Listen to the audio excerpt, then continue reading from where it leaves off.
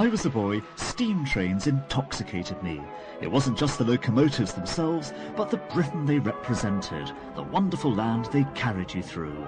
Now, like the rural post office and the old blue passport, it's all gone in a puff of smoke.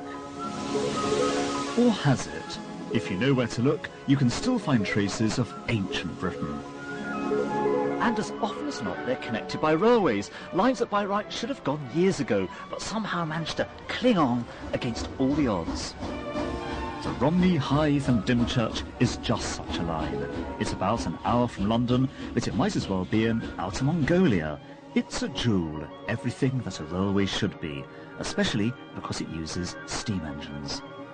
There's simply nothing to match the wonder of steam. Roaring along with a lungful of soot and an eyeful of cinders puts you in a poetic frame of mind, as does this remarkable part of Kent. The landscape the railway runs through is quite extraordinary because it starts off amongst bungalows by the sea, very, very sort of British, ordinary seaside landscape, and then moves into the most extraordinary world of sheep and marshes and flatlands, and a world where the sky and the earth come down to meet together and a kind of infinite flat distance. It's as if the railway is coming out of an ordinary everyday world and out into a magical landscape that's completely its own. The RH&D covers 13.5 miles of coastal countryside, providing a true service to communities that would otherwise have to rely on rural bus services, also on the endangered list. Without the transport links that keep places like Dymchurch plugged into the national picture, there's a danger that they could become insular or even provincial. It's not just about mobility, it's about survival.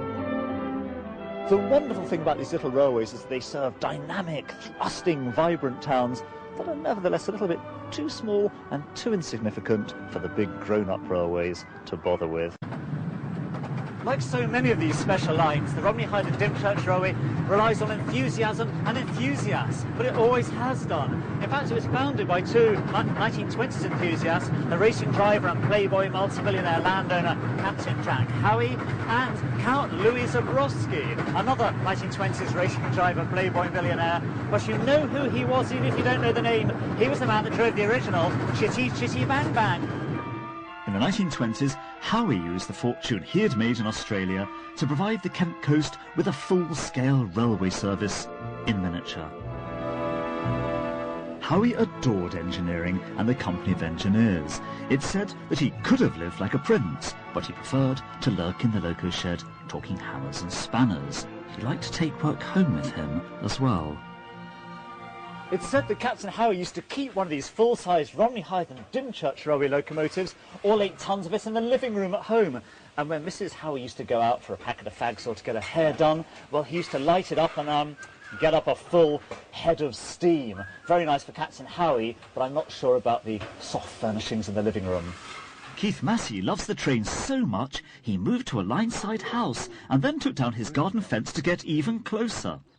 He knew Howie well and his penchant for unconventional rail transport. Well, they had one they converted for the winter service, powered by a Rolls-Royce engine. And I think he used to do about 60 miles an hour with it. On this track? On this track. 60? Mm. So it's like a scale speed, full scale about... It's 180, isn't it? Yeah, that's right. Did you go on it with him? Without brakes, I might add. For his own personal transport, he had a like a high-speed roller skate, and that's all described it. Apparently you had to run along and jump on it. It didn't take off without you. He covered from New Romney to Hythe in 7.5 minutes. Howie loved speed, but he loved profit too. He was intent on carrying truckloads of tourists to the magnificent Kent coast. For generations of holidaymakers, the experience has started at Romney Sands, at this purpose-built station.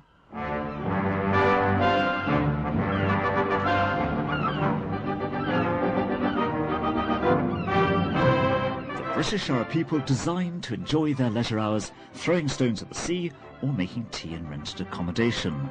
Camps like this make that possible.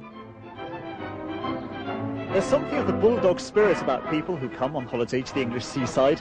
perhaps we like to gamble with the weather? Or is it because we like the smell of the briny, the sand in the sandwiches, and the sheer kiss-me quickness of it all? Hythe is the end of the line, or the beginning, because it's here the trusty locomotives are uncoupled and turned by hand, ready to strike out for all points south. This is the kind of station we all dream of coming home to at the end of a long day. All neat white painted fences and hanging baskets, shiny brasswork and pottery owls. And of course a chirpy apple-cheeked station master who remembers your name and will probably offer you a nice cup of tea if it was in the regulations.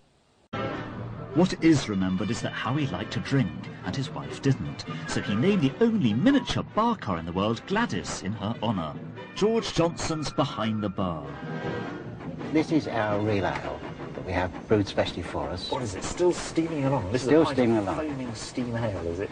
Yeah, and they change the brew every year.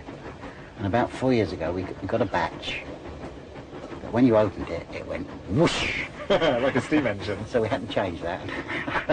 No metric nonsense in the Romney, Hythe and Dymchurch, I hope, George. Of course not. The smell of slight Kentish hop with a touch of oil and smoke, I think, here. Not oil, really. I think sort of Polish coal I can taste. Yes, and, yes. A little bit of Better than last year, Colombian coal. Colombian Coke. Coal. Oh, Colombian Coke, I thought you said. That's a bit different, isn't it? We're getting a bit high on the fumes. This is sort of a confessional. Every rumour on the railway comes in here. I have to sort of sort out which is the best and which is the worst. And pass on the ones that I think should be passed on. Otherwise, no, everyone chats in here. I mean, part of the job here is to recognise when people want to chat and when they don't want to chat. That's the way they are out here in the marshes, pioneer folk who give you space. After all, they've got plenty to spare. In typically British fashion, the Romney, Hythe and Dymchurch Railway actually ends somewhere else. Dungeness.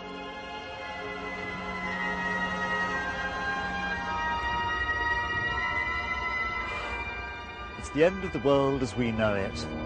But somehow, it feels fine. This remote bit of England is famous for the beauty of the stony landscape, a sudden wild windswept-ness, and its nuclear power station. Which, architecturally speaking, isn't all that great. But when you think about it, people that choose to live in a place like this must be onto something special. Diane is an incomer who came in and stayed. Like so many people who live out here, she'd come to the edge and home. For her, it's a corner of England that will be forever West Coast America. It's like the desert of Southern California. Really? Yes, just that you have a little bit of sea in the background and you don't have the great weather. But it's cold, isn't it? It's cold Exactly. and damp and grey. So That's everything. visually it's fantastic because it really is just like where I grew up. So what do you see when you wake up? What do you see from this house? I see sky and horizon and big space. And why don't you get that, do you think, elsewhere in England? Why couldn't you have chosen another Because place? every place either has trees or it's got some form of nature that's in your way visually, or if you live in a city, there are buildings with walls with brown colors, gray colors. This is just completely vast and open and fantastic. We're only something like 80 miles from London, but you'd have no sense of being anywhere near a big city here, which is what's so fantastic about it. And so this is the great escape. Completely the great escape. And do you ever use the railway? I do. I go shopping in Hythe on the railway. Really? Yes. Outings in Dymchurch on the railway. One of the great features of Dungeness is the railway. Well, there she goes, the last train on the Romney, Hythe and Dymchurch Railway in the evening, steaming her way back to Hythe and back to the one-to-one scale world of shopping malls and cul-de-sacs and traffic jams.